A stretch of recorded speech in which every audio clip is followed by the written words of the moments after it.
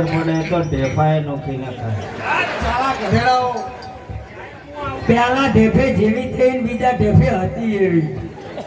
ચલાવો તમારા ગામમાં પેલા કાછડી આવે છે એની સંગત તમને થઈ ગઈ બધાને. આવી ગંદી ગંદી વાતો કરો છો.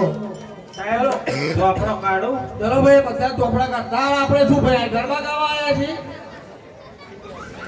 ચલો ભાઈ પેલા હાથરી પૂરી લઈએ આપણે.